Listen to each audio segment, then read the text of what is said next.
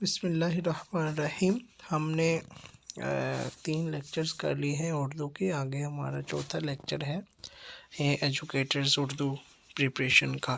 تو فعل بھائی کسے کہتے ہیں؟ فعل ہم جس کو ورب کہتے ہیں، انگریزی میں کسی کام کو کہتے ہیں۔ تو کام جو بھی ہو نا، کام کسی زمانے میں ہوتا ہے، ٹھیک ہے، اس کا تعلق کسی نہ کسی زمانے سے ہوگا، یا ماضی سے ہوگا، یا حال سے پریزنٹ سے ہوگا، یا پھر فیوچر سے مستقبل سے ہوگا۔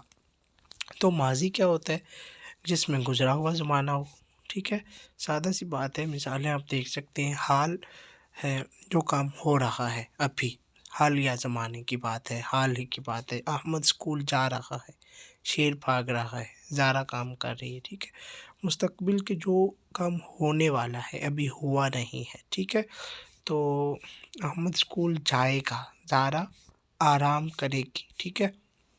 اور پھر فعل ہو گیا، یہ ورب ہو گیا کہ جو اٹ سیلف کام ہوتا ہے، ٹھیک ہے۔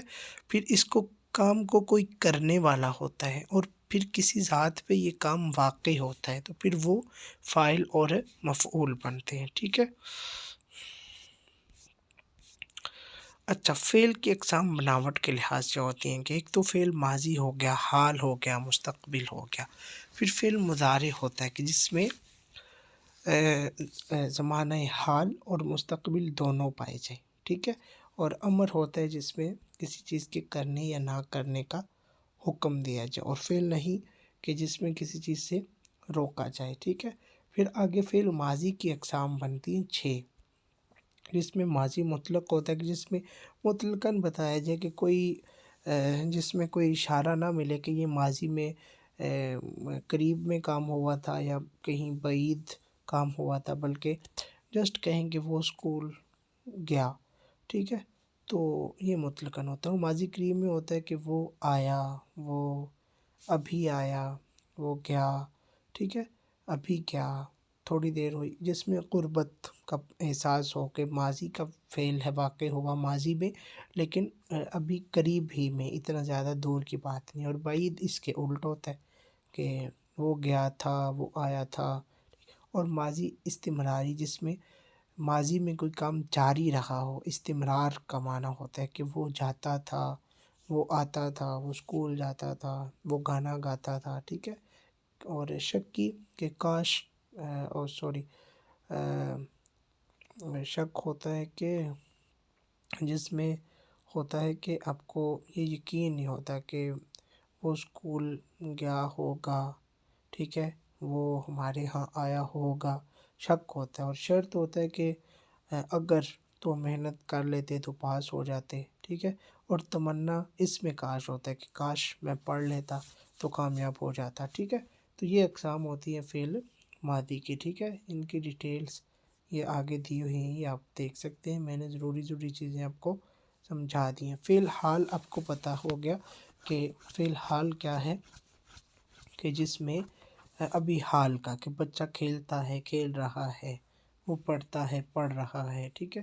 مستقبل اس سے الٹ ہے، اور مضارع امر نہیں کی بات ہماری ہو گئی۔ اس کے بعد ہے جی حرف۔ حرف کیا ہوتا ہے؟ حرف کے بارے دیکھ لیتے ہیں جی۔ حرف وہ کلمہ ہوتا ہے کہ جو خود اپنا معنی نہیں دیتا کسی کے ساتھ ملے بغیر، ٹھیک ہے۔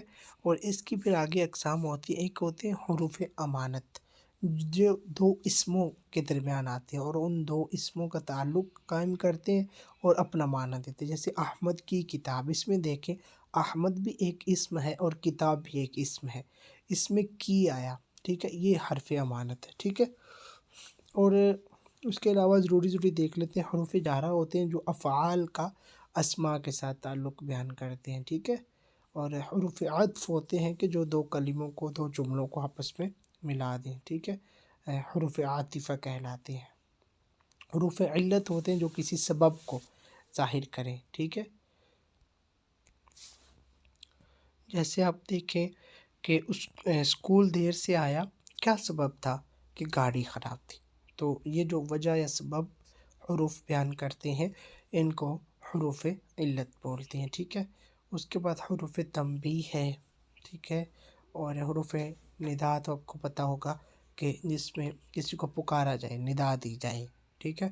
حروف تعجب، جس طرح اف، واہ بھائی، واہ زبردست، تو یہ ٹھیک ہے، اور ان بساط جس میں خوشی کا بساط کا ذکر ہو، ٹھیک ہے، ماشاء اللہ سبحان اللہ، یہ ہوتے ہیں، ٹھیک ہے۔ تعسف افسوس ہوتا ہے، تنبیہ میں ڈرانا، آگاہ کرنا، ڈرانا، خبردار، سنو، ٹھیک ہے، اس طرح یہ ضروری ہے، ٹھیک ہے۔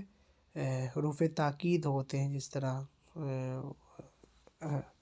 عربی میں انا انا یہ وغیرہ آتے ہیں، اور اس طرح اردو میں ضرور، ہرگز، کبھی، بالکل یہ ہوتے ہیں، اور تمنا وہی ہے کہ کاش تم محنت کرتے تو فیل نہ ہوتے، ٹھیک ہے، یہ ہوتے ہیں۔ یہ حروف کی بہت ساری اقسام ہیں، لیکن جتنی ضروری ہے وہ ہم نے آپ کو کر دی ہیں، ٹھیک ہے، باقی آپ ڈیٹیل سے پڑھ سکتے ہیں۔